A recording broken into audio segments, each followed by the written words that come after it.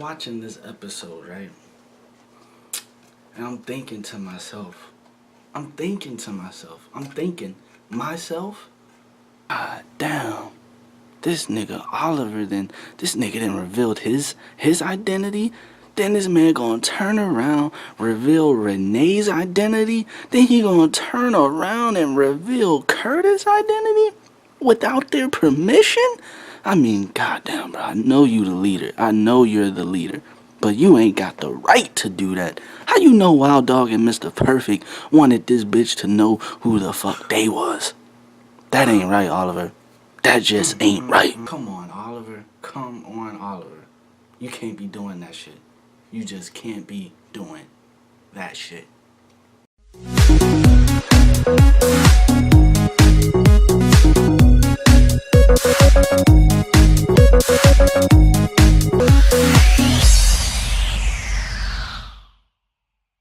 What is going on, you guys? Thank you for joining me again on Christopher's Couch. I am Christopher, and today I'm going to be reviewing the Arrow Season 5, Episode 10, Second Chances. Man, you know what I would like to say? I definitely like what CW is doing by having these multiple shows like Supergirl, The Flash, Legends, Arrow, having these shows and them just playing around, having fun with it. And by that I mean, if you watch The Flash, you saw that vibed to Supergirl's Earth. And then in this episode, we had Oliver calling in a favor from The Flash. That was just, hey, CW, thank you for having these shows. But that's not it. This episode, I'm gonna say I liked pretty much because of Dina. I hope I'm saying her name right. It's either Dinah or Dina Drake. I mean, come on. First off, I'm a huge fan of just the name Drake, and I'm not talking about Drake the pop star. I just mean I think that the name Drake is cool. Definitely like Tim Drake. Definitely like, oh man, definitely like Nathan Drake. Damn. So we got Dina, and pretty much, I mean, I already like her character right off the bat. I mean, the fact that she doesn't even need the technology in order to do the cry, the Black Canary cry, is even awesome. Not only that, but she kind of just has this personality that kind of reminds me of, I guess you could say, the Black Canary from the animated shows that I used to watch, and maybe some of you used to watch, like Justice League Unlimited. She had this kind of cockiness, like you could tell that you definitely don't want to get in a fight with her. You could tell she could definitely hold her own, which is what I felt like Laurel didn't have. I felt like Laurel had this nice persona, kind of like you don't know if she's gonna be able to whoop your ass or not, so you kind of just go with it, like, okay, I'm gonna take my chances. Compared to this girl and even the Black Canary from Justice League, or even Young Justice, it's like you look at her and you can tell, all right, I know this girl can fuck me up. Let me go pick on somebody else. And so that's what I like about this girl, and she just looks like she's actually filling that role. Not to say I had a problem with Laurel or anything, I didn't. I just feel like, I don't know, this girl actually looks like she should be the Black Canary. And I mean, I like her basically for one reason, and one reason only. Well, that's not the only reason, but the main thing that sealed the deal for me with liking this character, I gotta say, is basically when Oliver was trying to talk her out. Oliver was doing that jutsu, that Naruto jutsu, where he just talk you out of doing whatever you're about to do, whatever bad shit you're about to do. He just talks you out of it, and that's what Oliver was doing, you know. And usually when he does that, people tend to not do what they're about to do. So I was watching this episode and I was just like, man, this man is doing talk no jutsu. He's about to talk her out of doing it, because basically she wanted to kill that man. And I was just like, oh, we not gonna see a dead body today. I mean, another dead body. Like, this man's about to live. But God Mm, mm, mm, That jutsu ain't work. That jutsu did not work. She shot the fuck out that dude, man. She shot that boy up, and I was just like, honestly, that's when I put a smile on my face. I went from like to, cause it's like I honestly thought she was not gonna do it, and I liked that she did do it. And like I said, it just shows me that she is really gonna be fit for this role. But besides just her, I did like the fact that the villain, or the bad guy, the one that she was chasing, had a ability. I don't know. I like when they send our heroes into battles or fights that something unexpected happens. Like, although I knew that the guy, for some reason, I just knew that guy was gonna get abilities. Just like I kind of feel like her partner and / lover, I kind of feel like he's not even dead.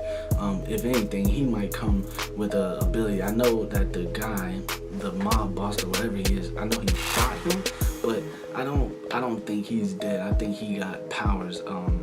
So that I feel will come back to haunt her in future episodes. But besides that, we also had Felicity, who, I don't know, I'm kind of feeling like we might get a dark Felicity. I could see Felicity as a major villain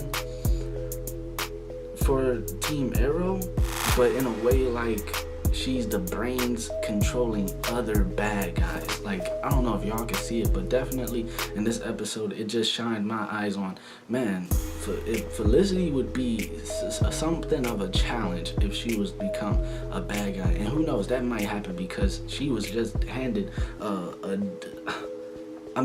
probably the keys to, no, not probably, she was definitely handed the keys to everyone's life. I mean, everything you did, she was handed the keys to bring down these tall infrastructures through the web. I mean, basically with that, it's no longer hide your kids, hide your wife, hide your whoever. It's hide your kids, hide your wife, hide your emails, hide your naked pictures and all of that, because Felicity Smoke can get to it. And just that expression on her face when she actually just opened up the file tells you a lot. It opened up a world, and it opened up her eyes. So I don't know what is gonna happen with Felicity Smoke. Definitely feel like she's probably gonna use that to her advantage from now on, in certain cases, or whenever the Oliver is up against a certain bag or something, she might just be able to pull that out. But hey, congratulations to Diggle. The man is coming home. The man is coming home. He's not home yet. I wouldn't be surprised if that general dude tries to, tries to still kill him or kidnap his family or something like that. But Diggle is free. The man is out. He's about to be roaming. Shout out to Adrian, the district attorney. That boy is doing his thing. Hey, if you guys need a lawyer, call that man. He gets the job done. And not only that, he takes a punch. That's how much that man loves his job. But out of all of that, out of everything that happened in this episode, which I thought it was a good episode, I guess the most thing I was excited about, and the most thing I got excited about, was pretty much the ending and everything that had to do with Talia. I mean, she seems cool, and the fact that she knew everything about Oliver, like she was tracking him, and specifically the fact that, I mean, she trained Yao Feng, the guy from season 2. That was season 2 and season 1. Season 2, season 1, season 2, season 1, season 2. I mean, this, just her whole, like, every part about her was just so cool. I mean, the fact that, I thought that, and we all thought that he became the person he became because of Yao Feng. You know, he was wearing Yao Feng's hoodie, the green and all of that stuff. But it's deeper than that. This man, I'm talking about in the last few minutes of the episode when she was saying lines that this man was saying, like, I mean, she knew so much about this man, about his father's book, what the names in the book meant for him to do, and she pretty much put this man on track to becoming the person that he is. And man, I think that's probably what really made this episode to me, knowing that the reason he became the Arrow was deeper than what we thought. They just shed some light on some shit that was in the shadows. Like, like I said, I don't know about y'all, but I thought he just did it because, his dad had this book, and because Yao Feng kind of trained him, and because since Yao Feng was his teacher, he wanted to, wear them colors. But it was deeper than that. It was Talia. You're finding out that, she was pulling the strings, but not in a bad way. It was just,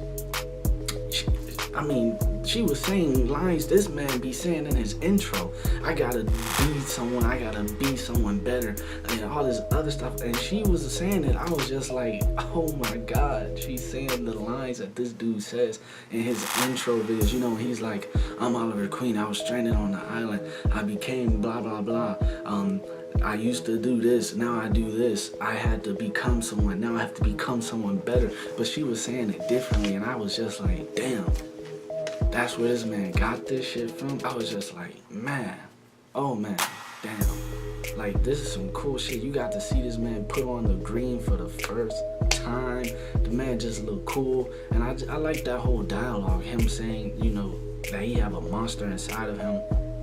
And she's saying, you have to give that monster its own being, its own entity, its own personality, and when you put on the hood, you do that, so you yourself don't become the monster. I was just like, bro.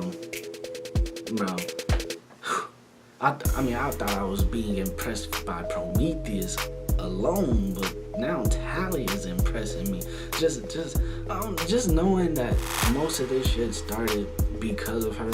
And it's just so cool that it's never even been brought up ever before.